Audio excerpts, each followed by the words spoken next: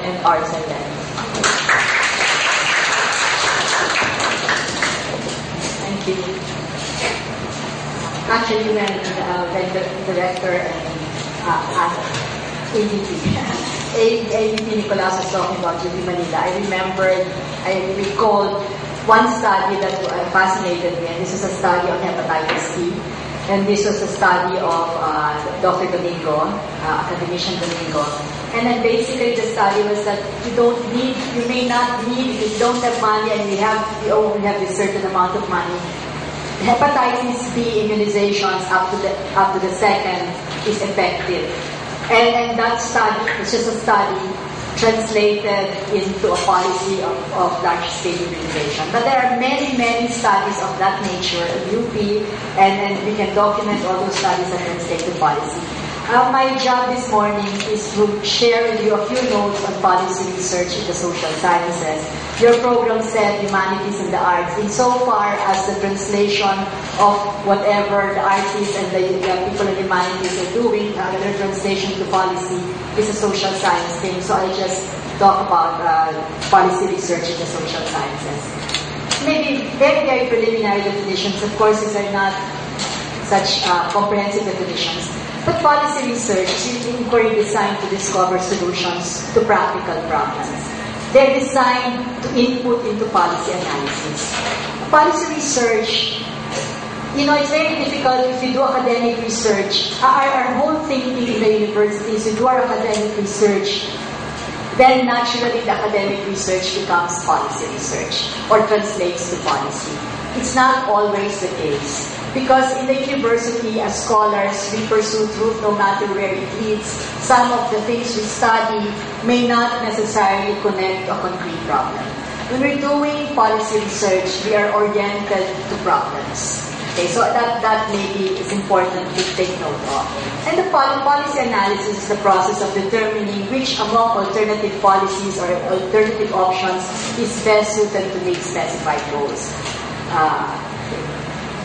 Maybe one point is values and goals figure in policy analysis. Usually you will have a case of competing values and competing goals, but that basically you make a policy. Just example, consider the case of the UP Diliman admissions policy.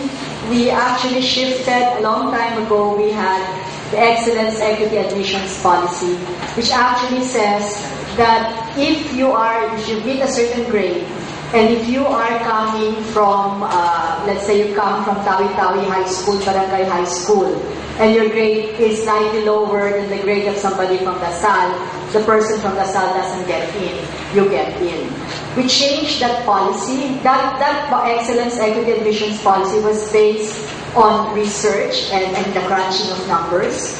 We changed that policy, and I think the policy that we have now in Diliman, I'm not talking about the UP system, but in Diliman, I think the policy is there's the equity factor is no longer there.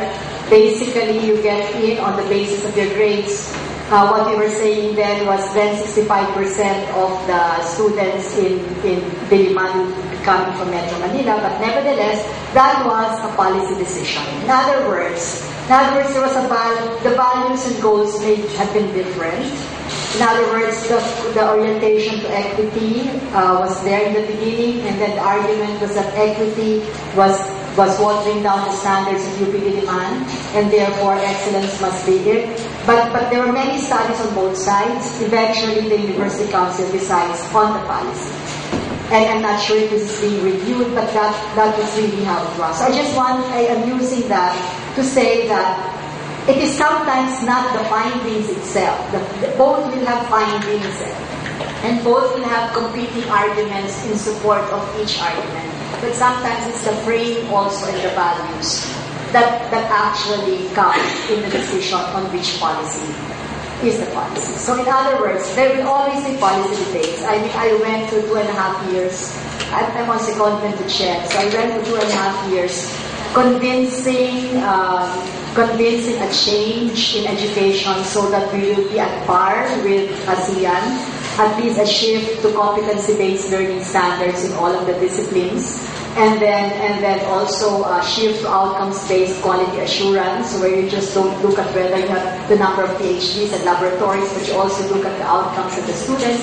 It took a long time for that to happen, and part of the debate was over outcomes versus inputs.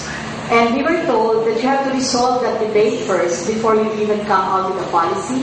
And our argument is this is a policy decision, not that this is a policy. There are alternative policies, and policy decisions always connect to debates because of different perspectives on how things are to be done. Did I do it right? Okay. Now this is the usual. Sorry.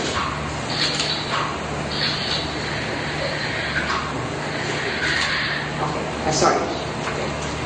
This is the usual. I mean, but it doesn't really happen as logically as this. That you have a policy issue that is identified. You have research that connects to the policy issue that has been identified. While probably also bringing in other research that connects to the issue. Then you have the utilization of results in the policy analysis. In other words, they start coming up with the policy options, policy statements, and then look at, that's another research. You do more research that will actually support or make you decide on which policy. Then the policy is formulated, then it is reviewed, then implemented, etc. But that's not it. I just want to put in context where policy analysis and policy research is. If this is autonomy and the use of the autonomous, independent research and research that is directed or that is used and that can influence. If this is a continuum, then policy research is here. You have pure academic research, which is really independent of any attempt to use or use findings. Then you have policy research that moves into policy analysis. Often these come together. I mean, I suppose in PIDS, and John can tell us, these come together. PIDS, I guess, will also move all the way to policy advice and policy advocacy. So basically it's here. It's not independent. So it's not the usual idea of some academic research is done and then it will be translated and disseminated and immediately translatable to policy. Where is it in terms of social science practices? And I'm just borrowing the template of Buraboy and working on that template. There are two types of audiences for academia. The academic audience and the extra-academic audience. There are two types of knowledge. Instrumental knowledge, which is used where you have certain ends and you use the knowledge as means towards ends. And reflexive knowledge, which is really knowledge that looks back at what question going. It's more philosophical, looking at your underlying methodological assumptions, underlying theories. And then if you put them together, the academic and instrumental is really where you have disciplinary and multidisciplinary research. In other words, where the professions, this should be, this is the professional part. This is where the professionals are. Instrumental and extra academic, the audience is separate from academia. You have policy research, you have action research, etc. Reflexive and academic, you have critical social science. I mean, many of us, across the social sciences, except economics, which has a hegemonic paradigm. Economics is the one that has one paradigm, more or less, that is more generally acceptable, although there are schools, minor schools of thought. And therefore, it's easier for economics to actually come together, perhaps. In the social sciences, we have very similar discourses. We are divided within disciplines, but there are discourses that cut through disciplines.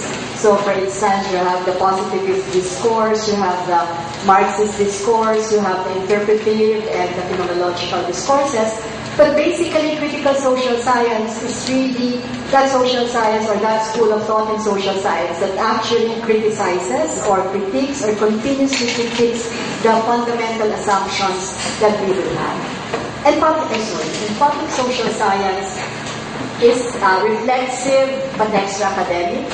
So public social science, your audience, you have people like Ranika did, for instance, I guess it's public social science practice. You use social science frames, and then your public is actually more the real public. So basically, where would policy research fit in this? It's really instrumental, but it is really extra academic because you are not doing it for academia, you're doing it to actually affect a policy. Where is it in terms of scholarship? We have always talked about research. All institutions should be doing research. But we had never talked about different forms of scholarship, and all of them are valid forms. The scholarship of discovery is a scholarship that's expected of universities. So basically, these are the scholars, these are your academic scholars who produce the knowledge, produce new knowledge in the sciences, who have the laboratories and actually produce new knowledge in the sciences.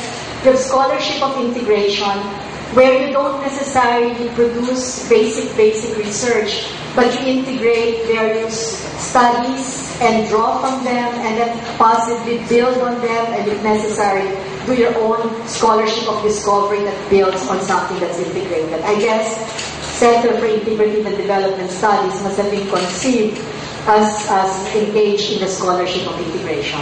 Scholarship of application, I guess we are familiar with that. And then the scholarship of teaching, that basically all teachers are researchers or should be researchers because they should know and scan the environment in terms of the cognitive sciences underlying teaching as well as new developments, etc. But basically, policy research is scholarship of integration. Although I guess when Dr. Yap talks later, when there are no basic studies, you really have to go and discover it yourself. But ideally, the situation must be strong academic institutions with some basic research, and then you can just build on that. Some features of policy research in the social sciences, always problem-oriented, cannot be separated from a problem. Search for viable solutions, and usually the policy research is convened precisely because there's something to address. Of course, it's multidisciplinary, it's non-hierarchical, and you have transient teams. In other words, because the problem orientation defines that. Because it's problem oriented, necessary to bring people together who have some understanding of the problem, who can shed light on the problem. That's a non-hierarchical group. It's not just because you're a professor, you're better. It's really the expertise that goes in there. So you can be an associate professor by virtue of seniority, but maybe the best person for that study. I mean, I can imagine archaeologists, when you start talking about when we were talking about disasters, then there is a disaster, you have to be able to address certain problems that they brought the geologists together. All of them are young. I mean, they're associate professors, I suppose. Maybe they're professors right now. But that shouldn't matter. It's really convening groups of people together, convening teams to work on certain problems, and they are usually transient. Because you're not forever together. I mean, you're there for that problem. And that problem you had solved, maybe you go on to another problem.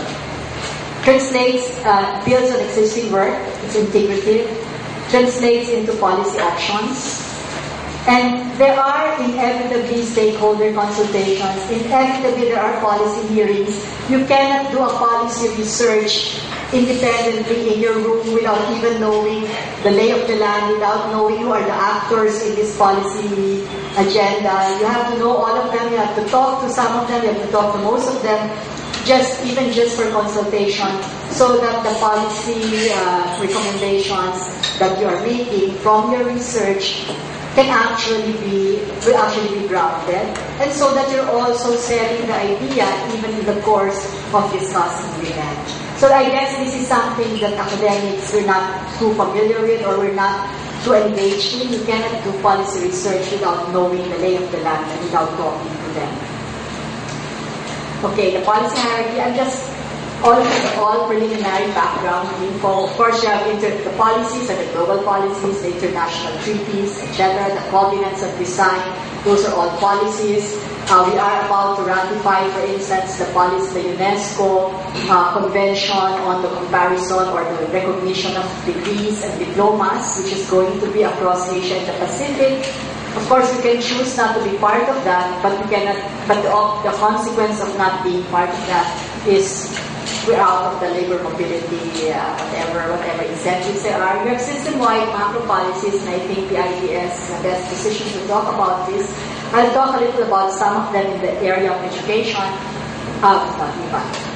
Sectoral line policies are particular sectors, so maybe the education sector, etc. System-wide macro policies, economic policies, I guess they're not really sectoral, they're broader than that. Then you have administrative policies.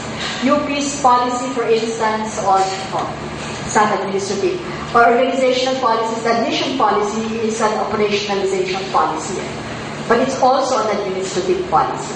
Okay, so you can talk about policies at all levels. You don't also have to be talking about a problem that's outside UP. I think our vice president is here. UP has many problems all the time. But UP can have as many problems, and you can actually address them and change the policies that you really have, or make UP review its policies so that you also look at the assumptions of those policies. I'll just give you an example, just to nuance policy research and policy analysis, and just to distinguish them a bit. I'll use the example of K-12 because it's already done with. I'll use the example, but from the time the debates started. Okay. So the issue of K-12 is the lack of future competitiveness of Filipino graduates in light of labor and student mobility. I just tell you now that in the past, I would say, if you do not change to competency-based standards, because 2 years from now, we will no longer just give diplomas. In other words, we will be asked to issue diploma supplements, which will define all the competencies of your students. We're being asked to shift to learner-centered education. In other words, we cannot just lecture and then make our students take the exams. Easy way, that's easier. We have to also see to it that we are able to take note of the students' competencies and how the student is developing. But the point I was making was, okay, we might, if we don't shift to such competencies, we might not even get jobs in our own country. I've changed that because the Philippine Science High School faculty are telling me that the UP graduates, science and math, or teaching science and math in Thailand are getting the lowest pay, even if they're the best teachers, because they lack the 2 years. So that is really what, and now everything is with Thailand and us, and we grew up together, and we know where Thailand is, and they've left us. But between Thailand and the Philippines, basically every degree, every school is negotiated because of the lack of 2 years. I also found out Erasmus, very recently, Erasmus Mundus, we cannot apply for MAs because we lack the 2 years. And I also found out that our best marine scientists, our young marine scientists, went to Europe. They were among the best, but then they were not given an MA, they were given a diploma because of the lack of 2 years. So that was really the problem at the time. The background research, because policy research is at different levels, you do background research, you also do research on specific aspects of the policy. So the background research at that time was international comparisons, and then conventions on recognition of educational qualifications. For instance, this was shown then, this was a long time ago. I'm showing you what went into the discussions of the policy.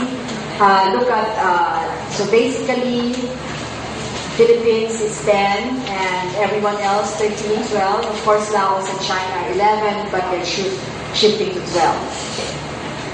Okay. Then the policy research, of course, the background research.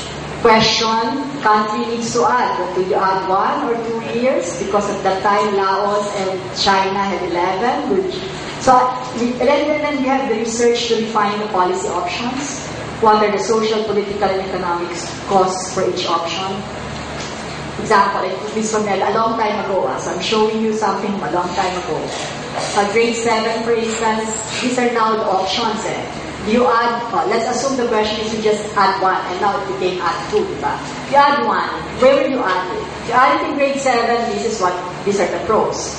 Grade 7 is provided for by an existing law. It is offered by private schools. All generation of Filipino educators will understand this.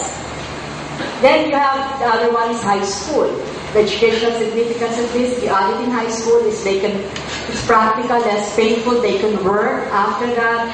It may be more acceptable to parents, etc. But I'm just It's a lot more complex than this, but I'm just showing you basically that this is also part now of the policy research that connects to particular policy options. Costs, for instance, the cost of educating, how much it will be if it's grade 7, how much it will be if it's secondary. This, of course, figure in presenting those policy options. At that time, stakeholders also had to be assessed. Well, we had a presidential task force on education, which did not like to go into adding to basic ed, but to add a pre-college course.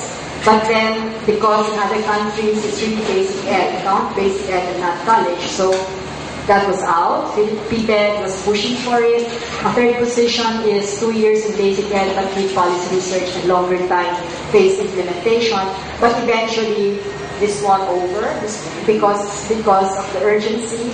I guess it's also because we're going to be ASEAN 2000 community and ASEAN economic community by December, after December 2000.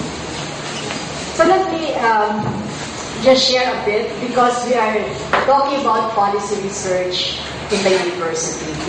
And may I just share, I'm not putting a damper, because it's a policy research, it's a policy issue with the university. I guess that's my main argument here.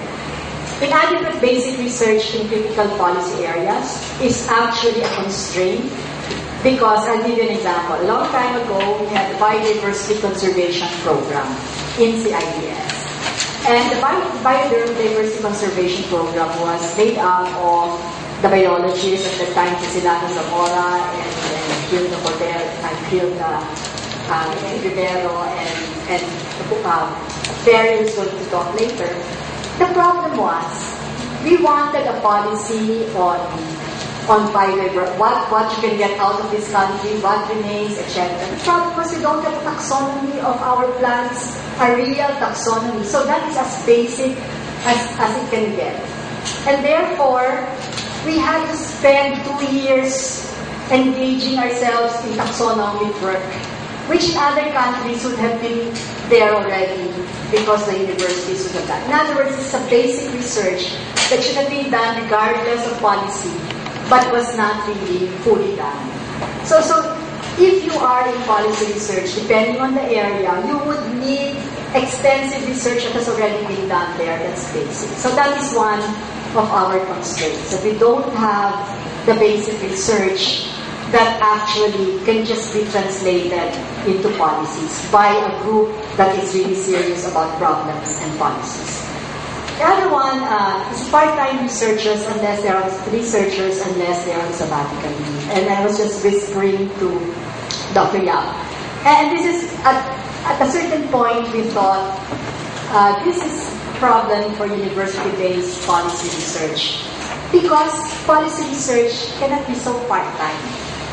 In other words, let's say it's a policy issue and our vice president is here. If we want policy research, the PEDJA, the Angara fellowships actually allow you to be full-time. But also very few, and those are for the very distinguished ones. When you get into policy research, it means people are more full-time on the work. More than, in 2000, or maybe before 2000, the reason why we were able to push certain legislations and work on policy in the education research program, specifically the decentralization of education of basic ed, school-based management. We did not call it then, but all of those were already, even K-12 was discussed in the education research program. The only difference is at the time they were just talking about 1 year, where to add the 1 year. But later it became 2 years. And the only reason I think, on hindsight, was we had a full-time director. And that full-time director was full-time because she wasn't so liked in her college. But she was excellent, and she was brilliant, and she was very good. And she was grounded. In fact, because of that, we got 2 UNESCO International Research Awards, one after the other. Second one was Alan Bernardo. But our first director was Malu Duranila. And Malu Duranila, who passed away, she's the late Malu Duranila, understood she wasn't liked in her college. So she wasn't given courses. So we got her here, and because she was here and she was so full-time, so there are a number of us who were full-time, we could easily shift from one to the other. And then the full-time group. So we could talk, we could go to stakeholders, but that requires full-time. There are only 4 of us who are full-time. All 4 of us, 3 of them not liked by their, 2 of them not liked by their colleges, but they're good, they're brave, except that they're abrasive. So in a sense, that was the fluke. It was a fluke. It was the accident of people, relationships. But that accident allowed us to move very fast and to go into policy research that had basis, that to even advocate, go all the way to helping craft the legislation because you're full-time. So I think that's that's why it's a policy decision. If you want a policy in certain areas, we have to be able to second people to CIDS to work on the policy on a full-time basis. And I suppose these will be areas that will not overlap with the areas of PIDS, so that at least our resources are actually kept. But there are many areas where we can do some work from the sciences. One example,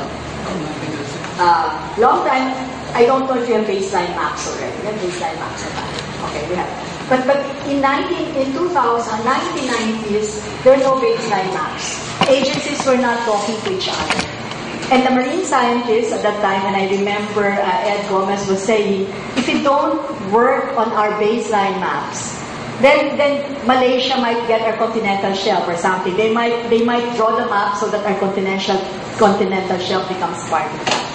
But I'm saying the university could have picked up, because the university was already bringing, one of the advantages of the university and PIDS, because of the nature of PIDS being independent, is they can bring the actors together. So I remember the marine scientists, Popo Lotilla was still here then, so the lawyers and the Asian studies people, they were together and they were able to bring NAMRIA, they were able to bring the FA, and NAMRIA was already at the point of, okay, we will work on the baseline maps, except that it died. Except that the ocean, I don't remember what it was called, archipelagic studies program was not fully understood. So basically that's a policy, and that's a policy of the university. So that's the other one. Difficulty of forming full-time multidisciplinary teams is connected to part-time researchers. What I did put here is the other problem is in the university is it doesn't pay to do research on policy. We pay the usual university rates, and it's always the lowest in the priority of the faculty. In other words, you have good faculty, they have good credentials, but the reports they give can sometimes be inferior reports because it's not the priority. Whereas if you have full-time people and that's what they're supposed to be doing, and then you also provide benefits to them, then I guess it will be easier to get policy research. And this is the declining valuation of applied and policy research. The tension between university and the university part of UP and the Philippines part of UP, which we tried to resolve by saying, University of the Philippines as a university, we're an excellent research university. We follow the international standards of the publications and high-impact journals, but the Philippines is also a public service university. Policy research is part of the P. And policy research does not always translate into a publication in a high-impact journal or in a journal that is cited, unless, of course, you spend more time working on it, so that unless it's a policy journal or that's something you have to look into. Our valuation system does not support the kind of research that is public service research. So I guess I'll end here. I'm not telling you how to do it, but I'm just giving you the context for policy research. Policy research is a policy issue. In other words, policy research in UP is a policy issue. It's harder for UP to get into policy research compared to PIDS. It's harder, but it has multidisciplinary teams. It can mobilize multidisciplinary teams of experts. And when it seriously takes that as a mandate, it is able to. Okay, I guess CIDS under Dr. Nicolas were able to get the geologists together.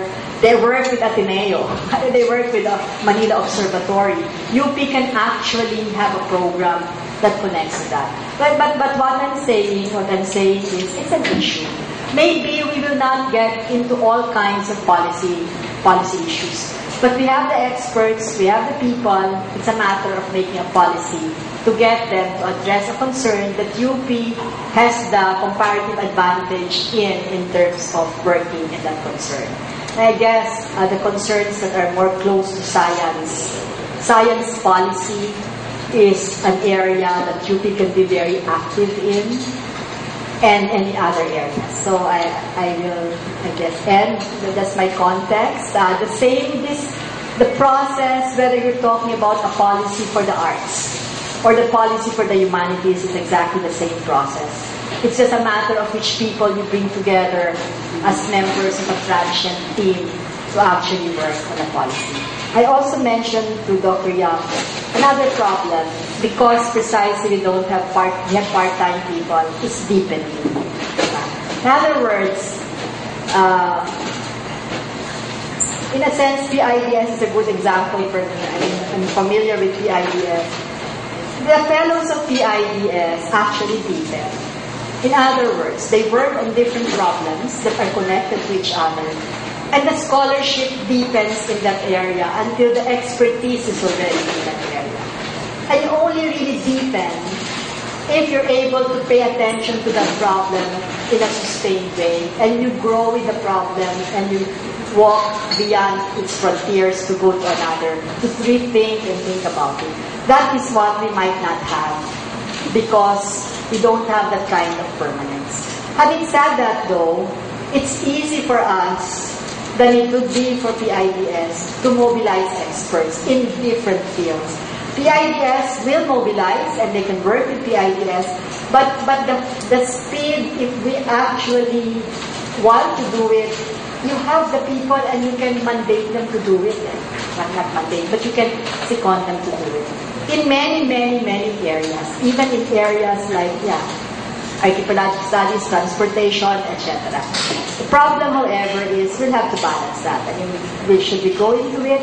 If we do, which area should we be going into, etc. So I guess that's policy research, and I will have to apologize to you because I have to run. We have a very, very urgent meeting. I'd wanted to stay on and join the open forum, but I guess Dr. Rivera and Dr. Josef are much better in answering questions on policy research. Thank you.